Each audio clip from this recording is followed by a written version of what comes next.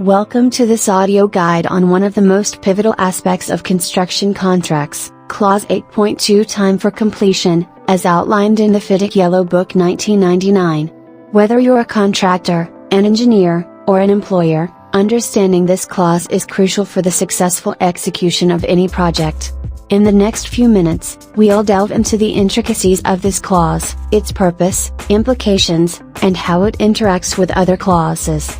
We'll also explore real-world instances and case studies to give you a well-rounded understanding. For those who wish to dive even deeper, detailed notes, case studies, and expert insights are available on wisdomwaveshub.com. The link to these invaluable resources is provided in the description below. So, let's get started. Introduction to Clause 8.2 Time for Completion. Clause 8.2 Time for Completion is not just another section in the FIDIC Yellow Book 1999. It's a foundational element that shapes the entire lifecycle of a construction project.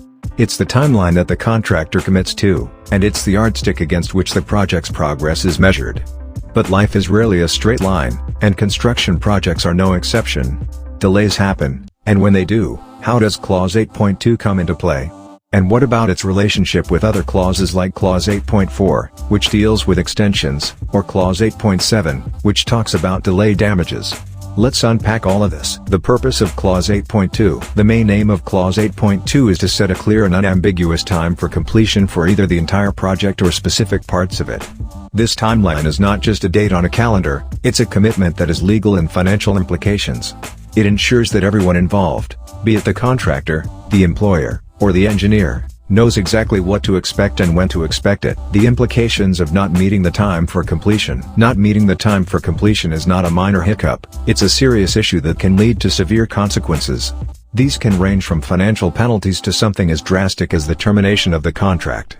That's why it's vital to be well versed with the procedures for requesting an extension of time, generally outlined under Clause 8.4. Knowing how to navigate these procedures can be the difference between a project's success and failure. How Clause 8.2 interacts with other clauses. Clause 8.2 is not an island, it's part of a complex contractual ecosystem. It has strong ties with other clauses, notably Clause 8.4, which provides the framework for requesting an extension of time, and Clause 8.7, which outlines the financial repercussions of delays. Understanding these interrelationships is key to effective project management and risk mitigation. Real-world scenarios and case studies. Let's bring this discussion to life with some real-world examples. Imagine a construction project that faces a series of unexpected delays, perhaps due to a sudden labor strike, adverse weather conditions, or disruptions in the supply chain. In such situations, the contractor isn't left without options. They can invoke Clause 8.2 to request an extension of time. But this isn't a simple ask and receive process.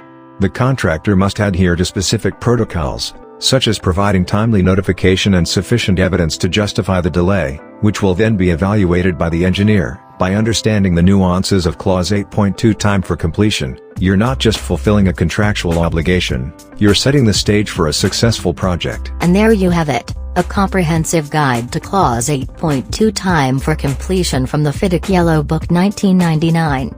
Understanding this clause is not just about knowing the deadlines, it's about grasping its impact on the entire project management process. For those who wish to delve deeper into this topic, additional resources, case studies, and expert insights are available on wisdomwaveshub.com. Simply click the link in the description below to explore more. Thank you for listening, and we encourage you to become a master of your craft by understanding the nuances of construction contracts. Until next time.